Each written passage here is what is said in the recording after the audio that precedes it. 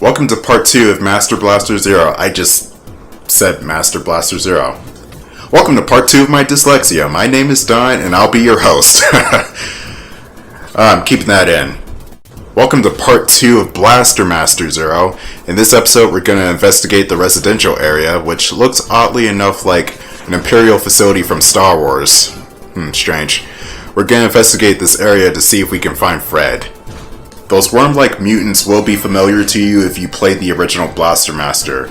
Only except in that game, they're way more vicious, and when you jump over them, they just turn on a dime. In this game, they still turn on a dime, but not as quickly.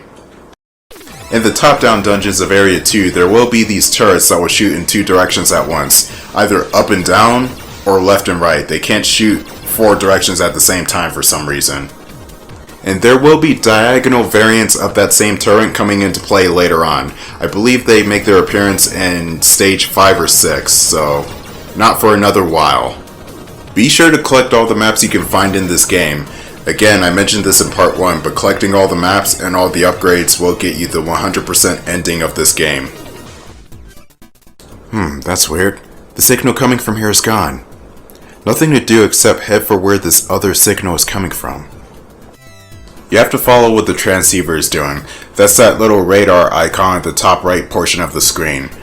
The louder it pings, the closer you are to the target. But as I was saying earlier about the worm-like creatures, they're too low to the ground for Sophia to shoot with its tank cannons, which means either you, Jason, have to get out of the tank itself and shoot it with your personal blaster rifle, or use some of Sophia's other means of attack that's not the cannon, like the missiles. Or a dash ability.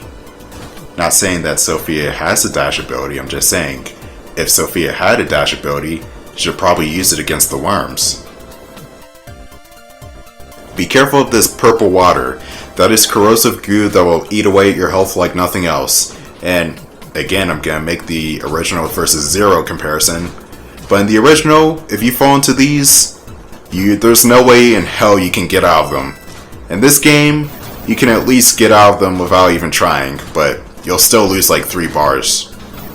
Somebody should just make a counter on how many times I compared this game to the original Blaster Master, or just straight up bitch about the original Blaster Master. I mean, it's bound to happen. This is a remake of a classic game, so comparisons should be made. I don't see why not. But also know that this game is just way better than the original in every way. It's not one of those shitty remakes. This is actually a good one. But I'm not going to touch upon the subject right now. At least not yet, anyway. As for this dungeon, it is pretty self-explanatory, and you get a really badass sub-weapon for Sophia once you complete it. These fly enemies do absolutely nothing. They fly around super slowly.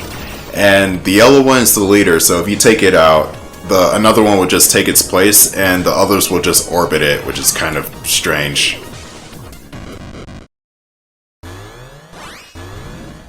Bibbies? I guess that's what they're called, they're bibbies. But look, it's a whole gauntlet of them.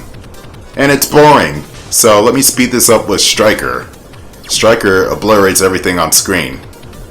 You're probably not seeing the electric current that's jumping from enemy to enemy, but trust me, it's there. It's a pretty overpowered weapon. The Striker weapon kind of reminds me of Zuko's sister from Avatar: The Last Airbender. I forgot her damn name. What the hell was it? Fuck. Now that's gonna bother me. I don't even know the character's name. I know the actress's name. It's Grey DeLisle, but what the fuck was the character?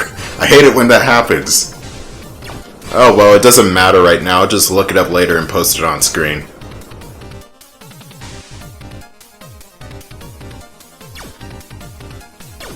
This is without a doubt the worst boss fight in the game. These enemies don't know how to attack the hole in their ass. They come at you at 1 mile per month. They just come from the left and the right, and then the left and right, and then the top portion of the screen. There's nothing innovative here. But you do get a good sub-weapon though, the homing missile, which does as promised, it homes in on enemies. Another dead end. We're gonna have to go somewhere else. This area right here is the only area of the game where you're going down a linear pathway, but that's only because there's a story element at the end of this stage. And what Jason finds at the end of this pathway? Fuck the frog! What Jason finds is way better than some stupid frog. Even though I kind of like frogs. Except for the poisonous ones. The poisonous frogs can go fuck themselves. I got sidetracked about finding frogs and shit here that I forgot to mention the homing missiles. The homing missiles are useful. Be sure to use them because they're really good for these worms here. Fuck you, worms. But they take away your special gauge, so be careful. I can't begin to tell you how many times I just went straight up Rambo with the homing shots like that. Was even trying to aim with, oh my god. What the hell? Okay, for whatever's closest to you, that's where your homing shots will go, even if it's off screen. So sometimes your homing shots will just whiff completely and disappear into the void. Those innocent snow things must feel my wrath.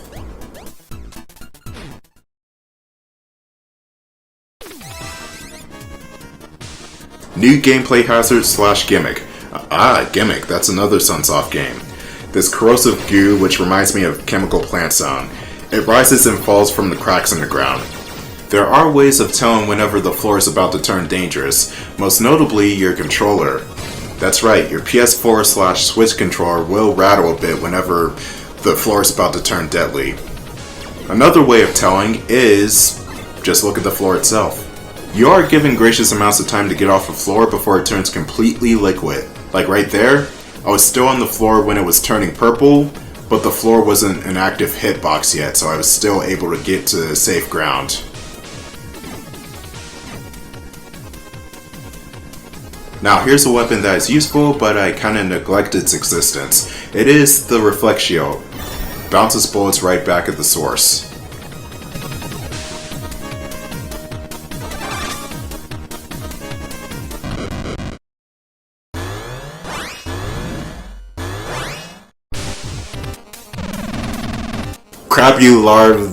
However the hell you pronounce it, is pretty easy.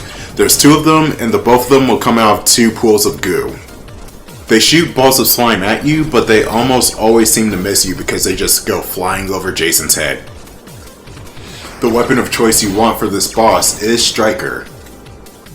I forgot to mention, do not walk over the splattered pools of goo. Jason will still take damage.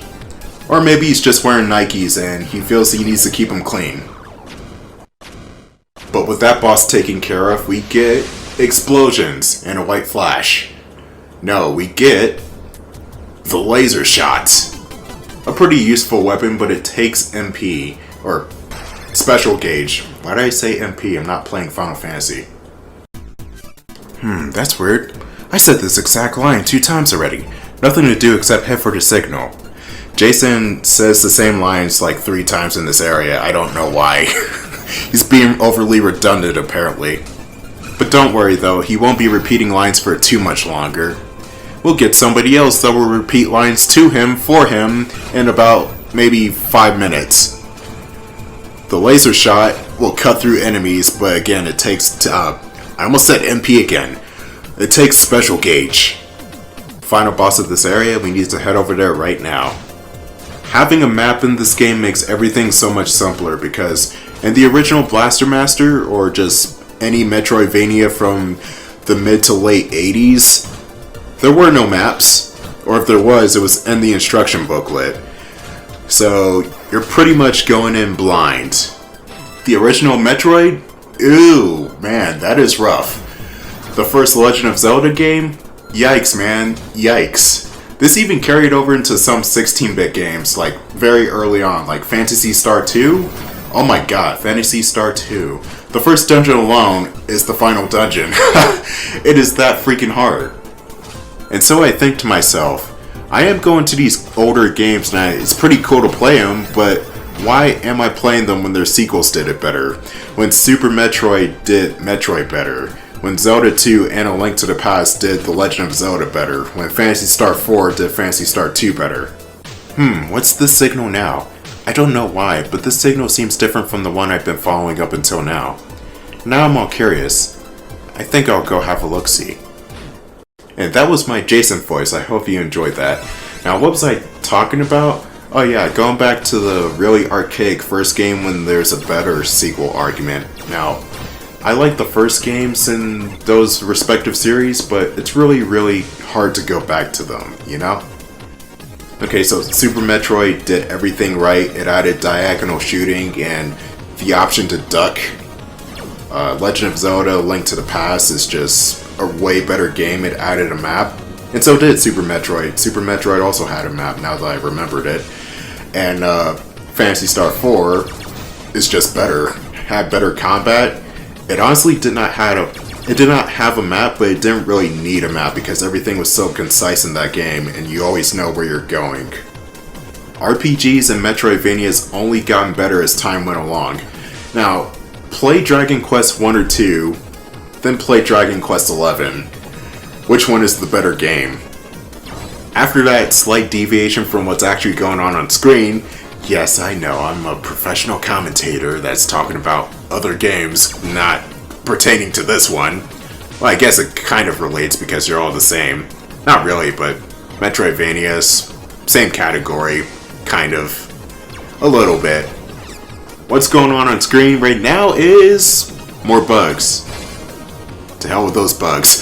You still got the bugs, and you got those four-way turrets that only shoot in two directions for some reason. They're broken.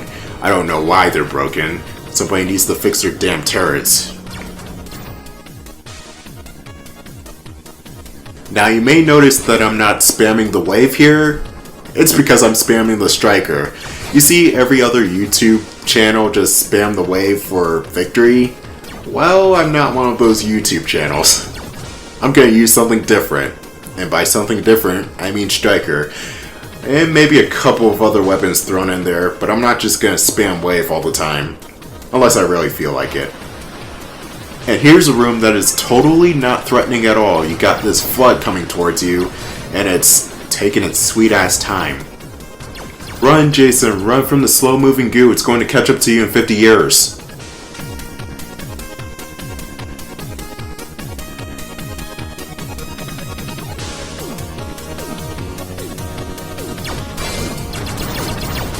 Shit, took a hit. Anytime you get hit in this game, your gun level will go down a notch. Now I can't use wave.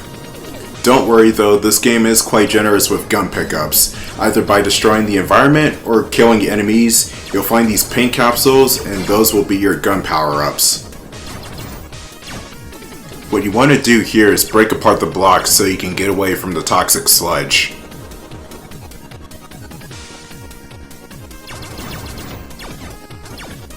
Well, it's a good thing that Striker tracks off-screen enemies too.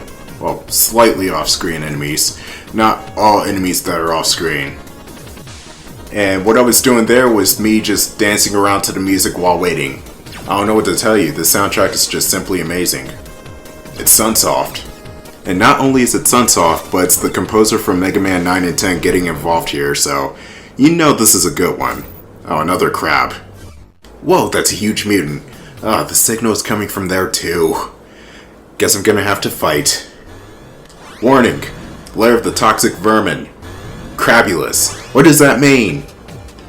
For this boss fight, I will use the wave beam so I can blow his claws off.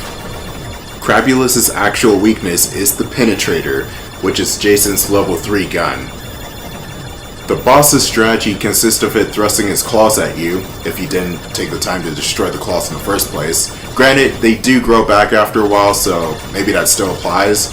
It would also shoot energy beams as well as these pools of goo. But Crabulus is still a pushover because tiny old Jason just defeated him. Your reward for destroying Crabulus is the Crusher Shot. You can now destroy certain types of wall. Oh, that door just opened behind us. Nope. Let me just get out of here. I don't want to give. Oh, this door is locked. Okay, let me see what's ahead then. It's a bit of a developer's foresight moment because you get a girl. What's a person doing here?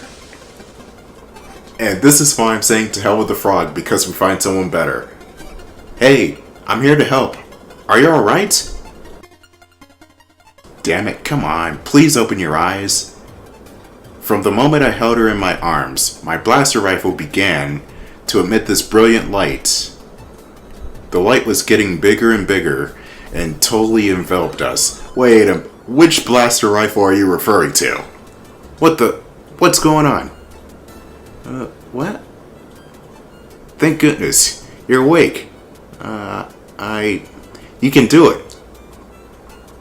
Let's get you over to Sophia for now. Hang in there. Oh, and Jason, one more thing. Please put your blaster rifle away. And the other one. Man, who's this girl? Seems like the signal came from her. My blaster rifle reacted to her, but Jason! Somehow I think this girl and Sophia are connected. Who are you? How did I... Don't worry, everything's okay. When you're feeling up to it, I want to hear your story. What is this, Final Fantasy X? Thank you for helping me. Could I ask you your name? Sure, I'm Jason Frudnick. You can call me Jason. I'm Eve. Got it. Don't mean to rush you, Eve, but there's a lot I need to ask you.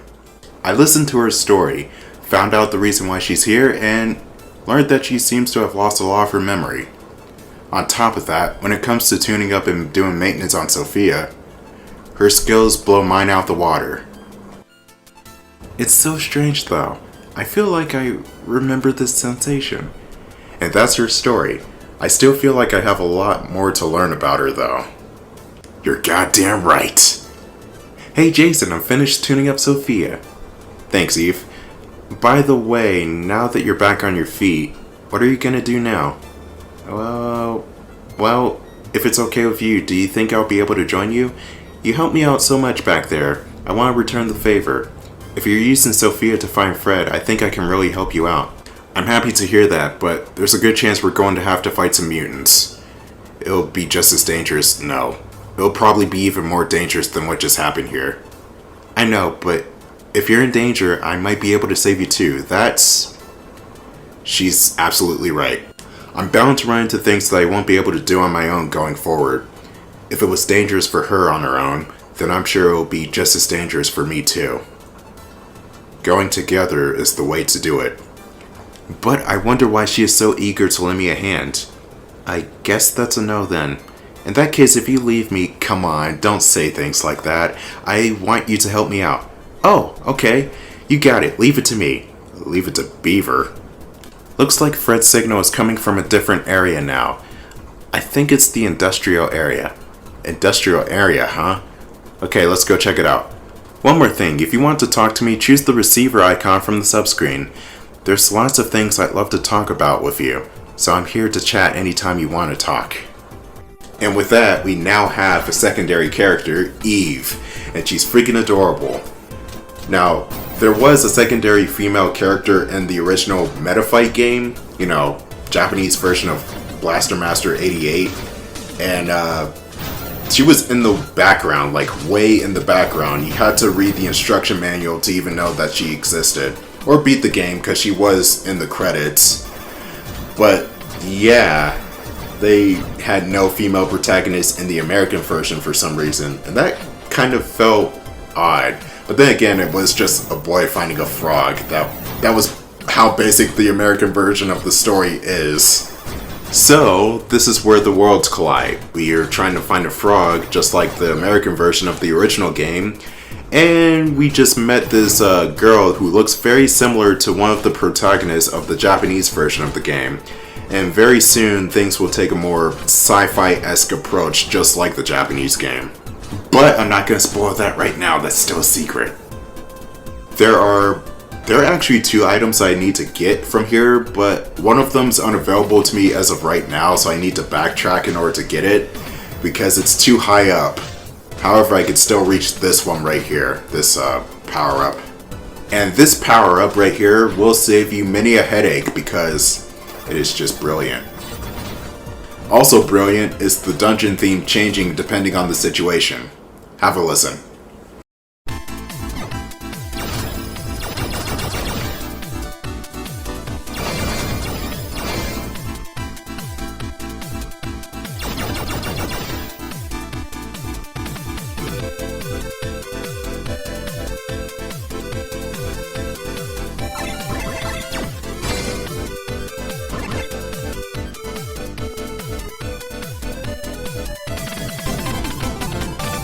Energy Guard. Prevent your gun level from dropping when taking damage. Guard disappears after one hit. So I'm going to demonstrate right here, and usually when I take a hit, I lose my most powerful weapon, the wave. With the guard on, I get to keep my wave for one more hit. But if you take another hit with the guard down, that's when you start to lose your weapons, or weapon, if you're not too careful. After taking a hit, the energy guard will take 10 seconds to reload, maybe even less. I think it's like 5 seconds of reloading before you can take another hit without consequence. Right here I'm using the option to talk to Eve in order to know more about the energy guard, and she's talking about the wave beam. No, I don't want to know about the wave beam, I want to know about the energy guard. The grenade bombs? God damn it, Eve. Okay, so sometimes Eve can talk about story elements, and other times she'll give you Alia X5 tutorials on the weapons. And even then she's better than Alia because Alia just butts in on gameplay all the time, whereas Eve you can just talk to her at free will. So already Eve is better. But I will be talking to Eve for the story elements as well as some comedy, because she does have really funny moments from time to time, and her banter with Jason is just genuinely adorable.